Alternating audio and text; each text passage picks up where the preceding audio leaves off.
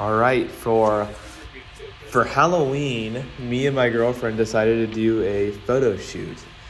But of course, I got to be extra, so we did something a little more grotesque and horrible. I wanted to like pull apart her head, so that was a little gross trying to get that set up. So we like poured blood all over each other, and it was really fun. And then the next one, I wanted to Homelander her, so yeah, that's what that looks like. And then I just wanted to get a video and a picture of me with the blood all over my face and laughing.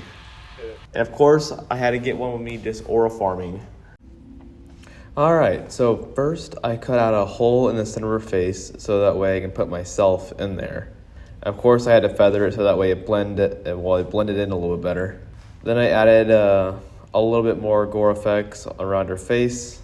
And then this is when I added in my glowing eyes. And for this effect, it really is just like taking a new solid layer and then putting a glow effect onto it. And then cutting it out for the size of your eyes. So it's not really too difficult, it's just getting the right glow for what you want.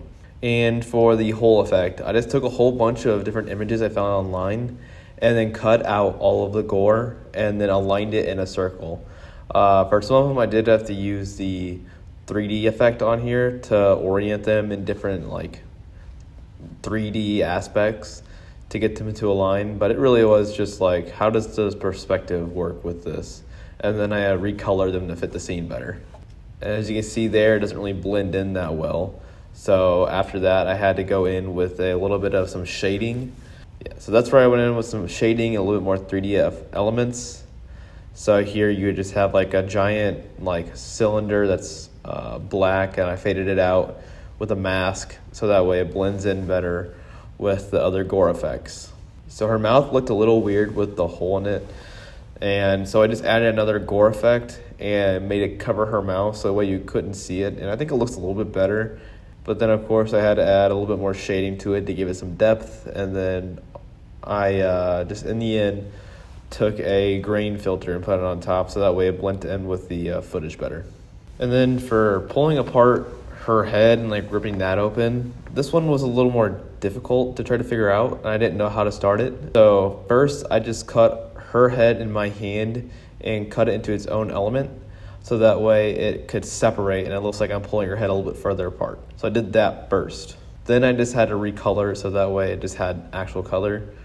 And then I had some blood and like gore elements I found online, and I cut out my hand so that way it went on top of them and recolored those so they looked a little bit more grotesque. Of course, it doesn't really blend in that well looking like that.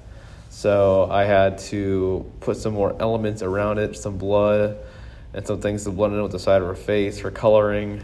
And then I had to recut out my hand and put it on top so that way it looked like I was digging deeper into her mouth. So I just elongated my fingers, really.